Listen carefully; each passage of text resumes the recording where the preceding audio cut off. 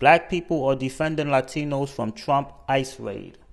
Now, remember, when all these immigrants was getting all these benefits, $5,000 a month in food stamps, $3,000 a month in cash, free hotel rooms, free housing, taking over buildings, doing whatever they want, driving without a license, being let go after committing violent crimes. You black people were saying, America is racist.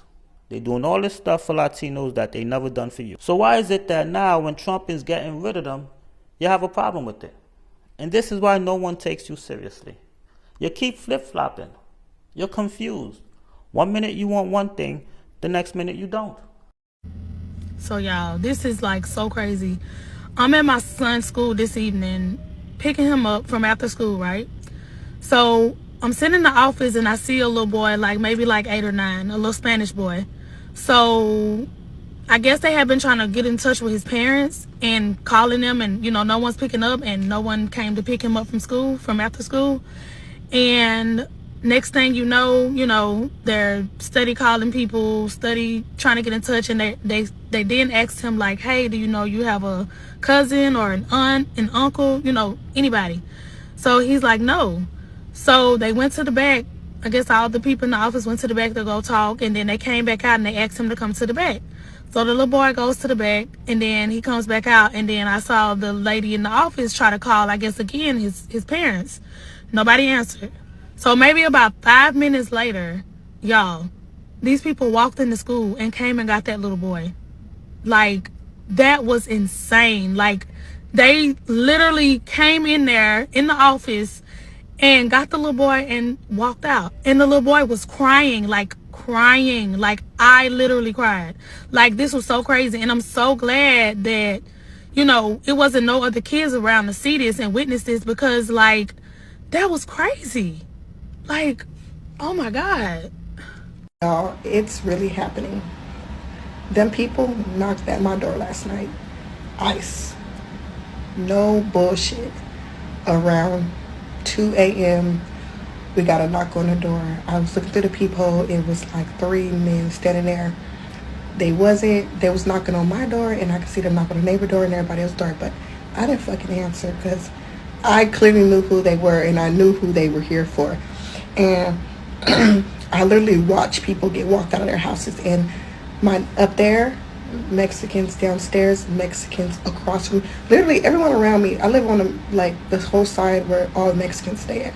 Seriously, because I know they party every night, and they still ain't invited me for no tacos.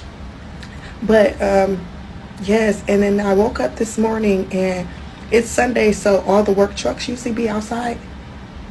Like, I saw like 5 work trucks usually be outside because they don't work on Sunday. I see 1 truck out. And I just want to say this is very much sad. And like I said, only 1 truck is out there. It's usually 5 work trucks. It's usually packed in our parking lot on Sundays where we can never find parking because everybody's usually home. There's 1 work truck out there today. Literally 1 work truck. The parking lot is freaking empty. There's parking literally right downstairs. And yeah, I really watched them bang on people's doors. I kind of like went back into my bed because I was home alone. So I kind of just went back into my house and into the bed. But they were knocking, and right now it's so quiet. Usually I'm hearing the neighbors upstairs or the people downstairs. I don't hear anybody. I don't see nobody. I've been looking outside. There's nobody out there. And I feel like they took my neighbors. And what I'm used to is that my neighbors don't even speak English. Like, more in Cali, most of the Mexicans speak English. My neighbors don't even speak English. They don't speak. Gosh, I really don't even know how to say this, because no words can really express the appreciation I have for the Black community right now. Thank you so much from the bottom of my heart. And I know I'm speaking on behalf of many Mexicans right now. You guys, if you guys don't know, they're coming into our schools and they're taking our children. That way, when the parents come up to pick up the kids, they deport them.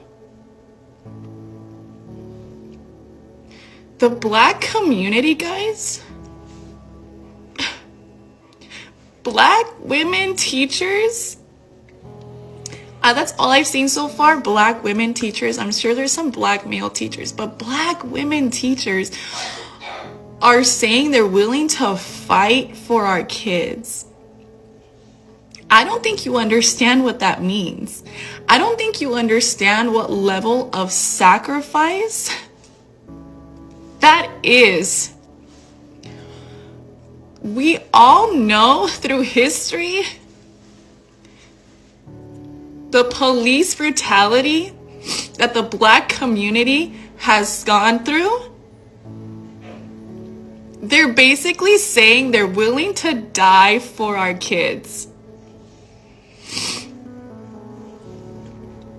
We all know what happens and the risk that they are taking